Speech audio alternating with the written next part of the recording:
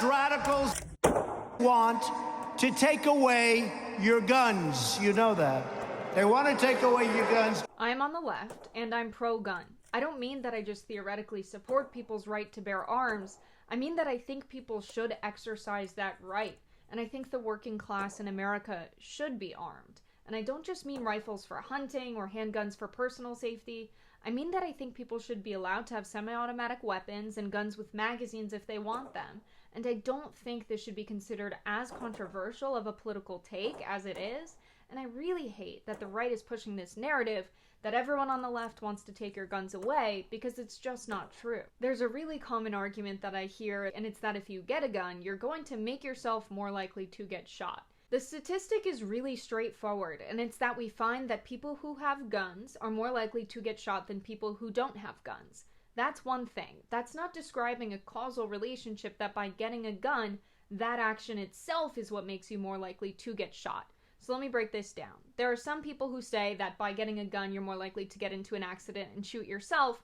That's fine. That's not as interesting. That's the same kind of a risk you take when you decide to drive a car. But what's explaining this causal link is likely something we can observe. If you're under a violent threat, you're more likely to arm yourself. And if you're under a violent threat, you are also more likely to be the type of person to get shot.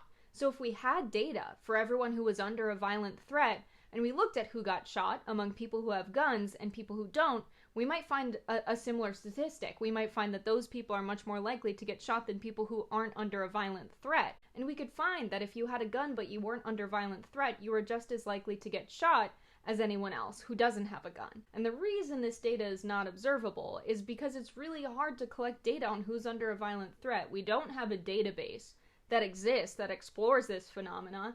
But also we can imagine collecting this data. If we knocked everyone's door and we said, are you under violent threat?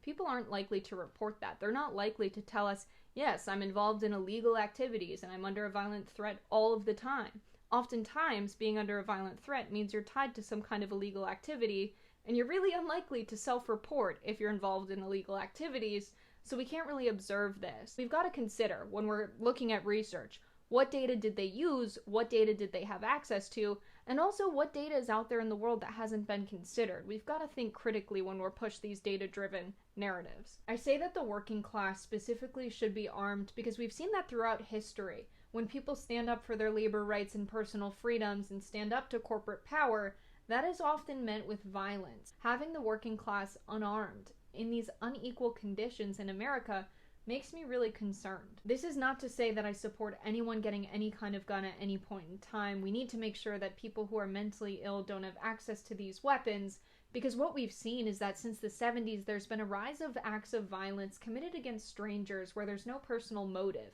mass shootings and serial killings. And these are reflective of larger issues in society we need to address. People don't have their basic needs met. They're housing and food insecure. They don't have access to clean water. They don't have a community or access to proper education or fair economic opportunities, and we need to address these issues. I have come under serious threat because of my political views and haven't felt safe going to law enforcement. I see who cops, labor unions are endorsing, and I know in some situations I'm as safe as I can make myself, and when there are limitations on what weapons I can get and how fast, that's really scary. What it really comes down to is people should feel like they can protect themselves to do the good work that they're doing and feel safe in their homes. And the working class should be able to stand up for their freedoms and labor rights without us making it a more uneven playing field than it already is.